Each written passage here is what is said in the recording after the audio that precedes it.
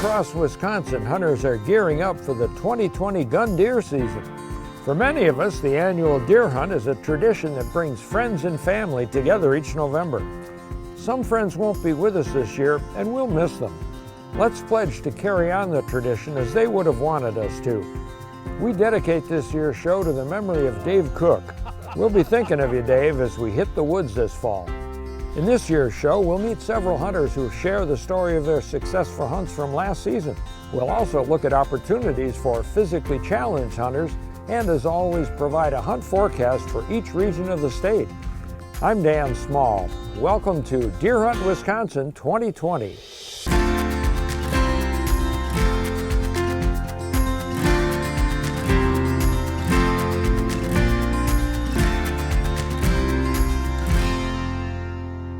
Many deer hunters wouldn't miss opening day, let alone the entire season. But some hunters give up hunting for a variety of reasons, and some return to the sport later, often with the help of a friend or relative. Charles Beadlow gave up hunting, and then he came back to it thanks to help from his friend and mentor, Joe Russo. Well, I grew up hunting. My father, he grew up in Ohio, and that was part of his family tradition growing up. And it was something I was very eager to do as a child. I went hunting with him many times, even before I could legally go, and just kind of observed what he was doing. And the excitement couldn't compare to the first time that I saw him take a deer. And it was so exciting to me to see that. And I wanted to do that so badly, and I did. My first year where I could hunt, I legally took a deer. But he passed away in my middle teens. And at that point, just going out in the woods was a sad affair. I bought a license the next year, and I sat in the tree stand, and I just thought to myself, why am I even here? Without him, it wasn't the same. About 15 or 16 years passed, and I was talking to Joe Russo. I've known Charles since he was in 7th grade, so we've always been in close contact. Charles came over probably, it was about a year ago maybe, and he said, I want to start doing some things with hunting. And I have 80 acres of property out here, and I said, hey, you're welcome to come out hunting on my property anytime you would like. And so he set me up in one position on his property while he was on the opposite corner of the property. I was sitting on my stand this morning, and I said to myself, the most important thing today for me would be for Charles to be successful. One of the reasons I feel that way is because it's been over 10 years. Charles' father passed away, and I know he hadn't been hunting since that time, and I know he really enjoyed it. And here he was going to give it a try again. The buck came in, a little spike, and I was able to turn around and get a good shot on him. A few bounds later, he was down. I heard the shot that seemed like it was from the direction where Charles was sitting. I decided to take a walk, and when I got down there, I looked at Charles and I gave him the thumbs up, and he gave me a thumbs up, and he showed me that he had gotten a spiked buck. I was just overjoyed by that. I know Joe Russo because he was my high school shop teacher, and so he's been a positive influence in my life, and I was glad that he was happy to hunt with me today. This year, deer hunting regulations are combined with regulations for small game, waterfowl, and turkey hunting in one booklet, which you can pick up at any licensed vendor or download from the DNR website. There are just a few changes in this year's regulations. The list of counties closed to baiting and feeding changes depending on where new cases of chronic wasting disease are found. The list of counties that offer an antlerless-only hunt and/or extended archery and crossbow season has changed, and there are 3 bucks-only deer management units for 2020. All deer taken must be registered by 5 p.m. on the day after harvest, and you'll need your harvest authorization number to do that. You can register a deer easily online or by phone. Instructions are printed right on the harvest authorization tag. You may also register a deer at participating walk-in stations. We'll have a link on the Deer Hunt Wisconsin Facebook page, or look for one of these deer registration station signs. This year, the 9-day firearm season runs from November 21st through the 29th. The muzzleloader season runs for 10 days immediately following the gun season, November 30th through December 9th. In all Metro Zone subunits, the firearm season runs through December 9th. Some Metro subunits offer free antlerless harvest authorizations, so check the regulations for these changes before you hunt. The 4-day statewide December antlerless deer hunt will run from December 10th through the 13th. The antlerless only holiday hunt runs from December 24th through January 1st in all or part of the 32 farmland zone counties shown on this map. To participate, you or someone in your party must have an unused antlerless harvest authorization for the unit where you're hunting. Women and girls make up the fastest growing segment of the hunting population. Some women are born into hunting families, while others become hunters as adults. Lori Whitcop, who hunts with her husband and 2 sons on both private and public land, killed her first buck with a bow last fall, and her son caught some of the action on video. I was pretty excited about shooting my first buck. We all went out together. Gunner was sitting not too far from me, and this buck was by his stand, and then it came over towards me, and after a little bit of waiting, he presented himself with a good shot, good clean kill, and so I took it.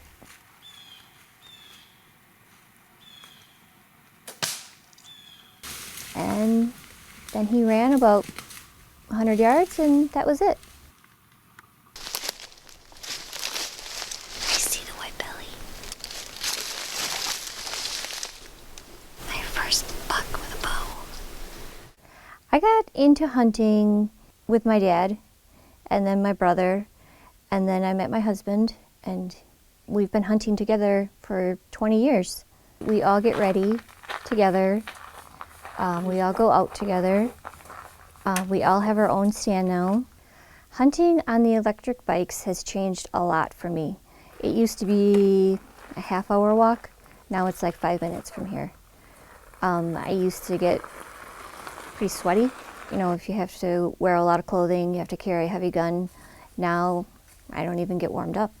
I love the electric bike.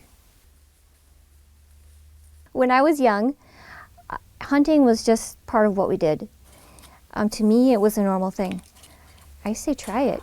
I mean, it's another thing that you can do with your family. It just brings you closer together. It's fun.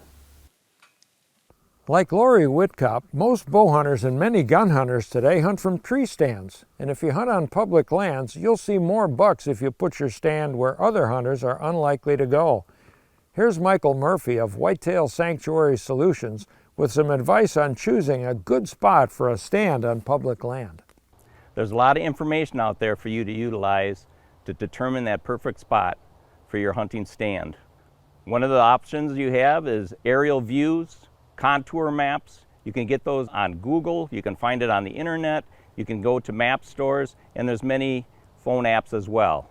Once you've collected that information, first thing you want to do is look at a spot where no other hunters want to go. The number one thing that mature bucks avoid is human pressure. So you're looking for a spot that's not easy to get to. If that has an elevated area that's surrounded by water and you have to walk through water to get there, that could be a great location for a mature buck to bed.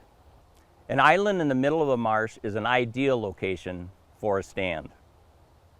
Look for natural pinch points that funnel deer into an area like this well-used trail with woods to the right and a thick swampy area to the left. This is a great location for a stand.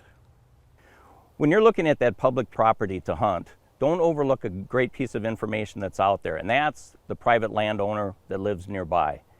Meet with those neighboring property owners to determine how the deer are accessing that land, and get them a gift certificate as a thank you.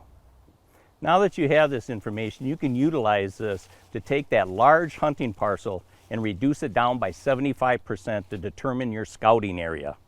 Scouting public land is a must. Be prepared for a long walk and wear the gear that you're going to wear when you're hunting so you work all the kinks out before that hunt. Do your homework and you will be rewarded.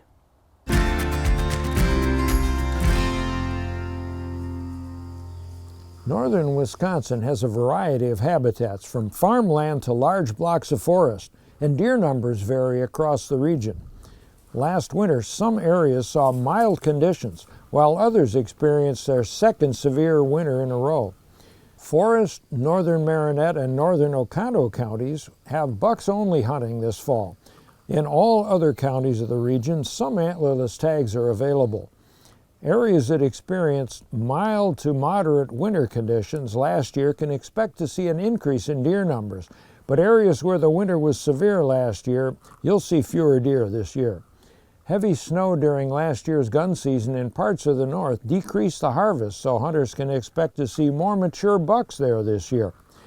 Spring greenup was early, quick, and lush, providing much-needed forage for winter-stressed deer, which appears to have helped fawn production across the north. Public land is abundant in county, state, and national forest, and hunters looking for new areas to hunt on public land should seek out 5 to 10-year-old aspen clearcuts and areas with a lot of mature oaks, as this year's acorn crop was another good one.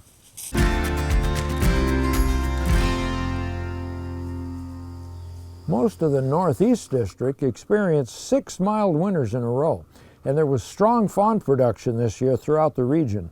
Habitat ranges from northern hardwood forests to flatter agricultural and wetlands complexes in Winnebago, Fond du Lac, and Calumet counties. In most of the district, you'll be allowed from 1 to 5 antlerless authorizations, and biologists are urging you to take at least 1 antlerless deer where this is allowed.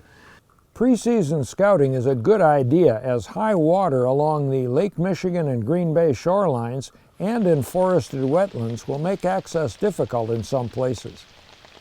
Not everyone has access to private land where they can establish food plots and water holes. Many of us hunt on public land, but as we saw earlier, that doesn't have to be a handicap. Here's how one successful hunter scored a nice buck last season on land open to everyone. It was probably 4:45 this morning when I got up. I thought to myself, you know, you better get out in the woods. You got a big cold front coming this whole next week, and if you don't hunt today, you're going to miss out. I'd really like to hunt this public land area. Never have I hunted there before. I saw a car deer accident there about 2 or 3 weeks ago. An 8-point buck was hit by a vehicle. So I thought this would be a good area maybe to try hunting from the ground and maybe getting a shot at a buck. I went in where there was a tree and I drug some brush in around me that had fallen in the area, and I made a little nest and I sat there. Got my grunt call and gave a series of grunts.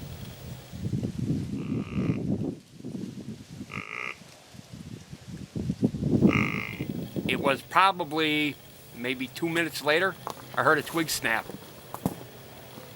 And it was a buck, caught the movement that I had made, but still couldn't make me out with the snow camo on. It started moving through the field again, and at that point, I thought I better take a shot. I had to shoot between 2 trees. I actually had to cant the bow so I could shoot through the trees. I made the shot. I heard that hollow thud you hear when an arrow impacts. So I knew I made a hit. How good it was, I wasn't sure. So I waited 10-15 minutes before I actually went out and I checked for blood. And where I went where the deer was standing, sure enough, there was blood there.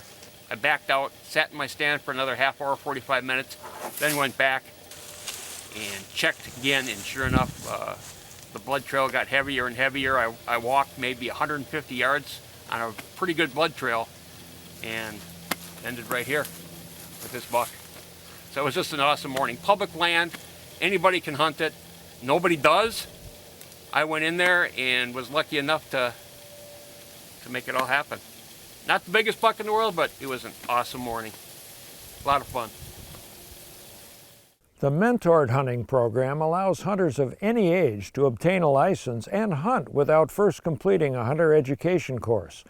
Regardless of age, the hunter must stay within arm's reach of a mentor and comply with all hunting laws. The mentor must be at least 18 years of age and is subject to other restrictions outlined in the hunting regulations booklet. In addition to the mentored hunting program, Wisconsin has increased efforts to recruit, retain, and reactivate hunters through the Learn to Hunt and Learn to Hunt for Food programs. These programs train novice adult hunters with demonstrations, hands-on field instruction, and a one-on-one hunting outing with an experienced mentor. No licenses or hunter education certification is needed to participate.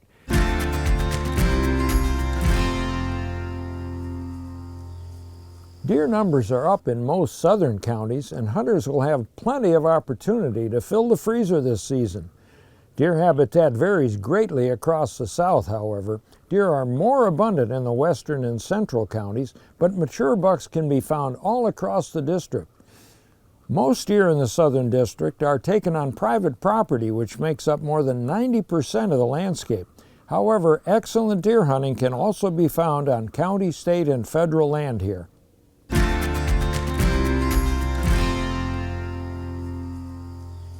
The landscape of west central Wisconsin offers some of the most productive deer habitat found anywhere in the U.S., with rolling valleys, fertile farmland, big rivers, and wooded ridges. Last winter was mild throughout the district, with very few days of deep snow to restrict deer movement and few periods of sustained below-zero temperatures. Fawn production was good, and deer numbers are on the increase throughout the district. As corn and soybeans are harvested, deer will relocate to oak forests and other natural food sources. The harvest was down in this district as well last year, due in part to the late opening date and to late corn harvest. Many deer, including some big bucks that would have been taken last season, will be available to hunters this year. Scouting is an important part of preparing for your hunt, of course. And if you own your own land, you can also create food plots that attract deer to your property. Aaron Zwiefelhofer involves his whole family in every aspect of the hunt from start to finish. It's a great help having the whole family, my son Alex to my daughter Amber to my wife Raina. My stepdad helps a lot. Sometimes my brother helps a little bit. In fact, I couldn't do it by myself, and you need to have somebody to help you, and my family has always been there for me, and it's fantastic. There's a lot that really goes into a hunt. It's not just sitting up there in the stand. There's a lot of work owning your own land that goes in prior to being up there. Recently, we purchased a tractor and we've had a four-wheeler, so we've been farming the land now for 2 years and doing food plots and corn. It's a lot of work, but it is all worth it when you get that deer down, and it's a big deer. I used to watch my husband practice bow hunting in the backyard. Didn't grow up around guns, didn't grow up around hunting. So I wasn't sure if it was something I wanted to try, but the archery aspect of it actually really intrigued me. And still, even after I purchased the bow, learned how to shoot, and felt confident enough to go sit in a stand, I still was unclear as to whether or not I still would be able to hurt an animal. But that all came very clear once an animal actually presented itself in front of me. So that night, Amber and I were sitting in the tower together, and early on, we had quite a few deer coming out. And then at the very end of the night, we had this nice 10-pointer come out. It was coming out into the field, and it was eating, and I really couldn't decide if I should take a shot or not because, I don't know, it's early in the season, and I really didn't want my season to be over yet. I just decided that Amber was with me, and I wanted her to experience it, so I went ahead and took a shot. When I am tracking deer, I love to look for blood. I don't know, it's like the excitement of just trying to find someone's deer. Are you excited? Yeah, I'm excited. It's great. I have tracked every single one of my family members' deer before, so that's always a nice experience. We've owned this land for about 14 years. When we first purchased it, my son Alex was 1 year old, and it's been great watching him grow up and come out here every year from the times that he was 3 years old, and it seemed like I was dragging him through the woods rather than him following me. Now that he's older and he goes off hunting on his own, and it's just a great sense of pride for me to watch him walk away off to his own stand. I was kind of born and raised into the hunting family. It really is a family experience. As I grew up, I started to go out and sit with my dad. That was always fun. I always loved the thrill of seeing a deer. It really calms me, and then when you do see a deer, it's a new type of excitement. It really is. When we bought this land, we knew that we wanted to incorporate into raising our children as far as teaching them the importance of giving back to nature, family, togetherness, hopefully maintain that as they get older, and we want them to carry that tradition along. I hope that my kids end up hunting for the long term. If they don't, that's fine, because everybody's their own person, but I think hunting is a great way to spend time with your family. It's something that the kids will remember for the rest of their lives. It's something that my wife and I can be proud of, teaching them how to hunt. And it's not just about hunting, it's spending time together, it's spending time at the cabin. It's really about memories more than anything, and those are memories that nobody's ever going to forget. Not every hunter can get around in the woods easily. Hunters with a physical disability are especially challenged, but there's a mode of transportation that can make it possible for almost anyone to get out and hunt. Here's Monica Spaney, founder and president of Accessibility Wisconsin, to show us how easy it is to hit the woods in a tracked outdoor wheelchair. It was phenomenal. For the first time, being a wheelchair user, I could actually move around on the ground and not have to worry about falling out. I could go through grass, I could go through the marsh, I could walk or roll by myself. It was frustrating in a regular wheelchair because then if there was a harvest, I had to sit and wait for the truck to come and somebody to lift the blind, get back in the truck, then see what they brought to me, where in this chair I can go where the harvest is. So I get to live the whole experience, and that in and of itself is incredible. As a hunter, I've been very successful pheasant hunting, turkey hunting. I got to go to Wyoming and I harvested a mule deer and an antelope before a Wisconsin whitetail. Can you believe that? And I was also lucky enough to be awarded the Pathfinder Award from Safari Club International. And I got to go to Africa and take a blue wildebeest, a black wildebeest, and a variety of other animals.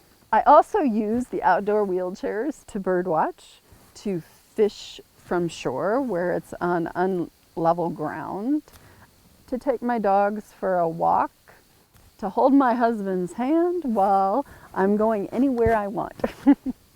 We are able to not have people worry about us falling out of our chairs. So it's freeing to know that we can go where we want to go. And we can go over logs and through the water, or we can just go sit quietly in nature and just watch. The people who love us normally don't want us to be outdoors by ourselves because they know something could possibly happen in an everyday situation where we might be using a wheelchair, a walker, a cane, or have heart issues. So this allows freedom and independence. You're able to be outdoors and experience the outdoors almost like walking again. The DNR is conducting a multi-year study on the impact of chronic wasting disease on deer populations in southwest Wisconsin. Researchers have put radio collars on more than 1,000 deer, bobcats, and coyotes. If you hunt in that area, collared deer are fair game. And if you shoot a deer with a radio transmitting collar, call the number on the collar so researchers can retrieve it and provide information on your deer. Hunters are encouraged to have their deer tested for chronic wasting disease, especially in surveillance areas surrounding the locations of recent CWD positive deer. Chronic wasting disease sampling stations are located around the state, and some are staffed by DNR personnel or registration station employees, but many are self-service kiosks. Before you head into the woods this season, be sure to sight in your firearm, and you can do that at a number of private and public ranges around the state. And whenever you're handling a firearm, remember to practice the 4 rules of firearm safety, summarized by the acronym TAB-K. Treat every firearm as if it's loaded. Always point the muzzle in a safe direction. Be sure of your target and what's beyond it, and keep your finger out of the trigger guard until you're ready to shoot. If you haven't already done so, consider switching to non-toxic ammo this season. Lead core bullets, like those commonly used by most deer hunters, can leave enough lead fragments in the meat and entrails of deer to poison eagles and other scavengers that feed on gut piles and deer carcasses. Studies have shown that non-toxic all-copper bullets mushroom evenly, don't fragment like lead, and are equally effective at normal hunting ranges. You'll find links for more information on the Deer Hunt Wisconsin Facebook page and all the segments from this year's show on our YouTube channel. I'm Dan Small. Thanks for joining us. Have a safe and successful deer season. Most deer in the Southern District are taken on harvest. They're taken and harvested, and they're equally as effective at normal hunting ranges.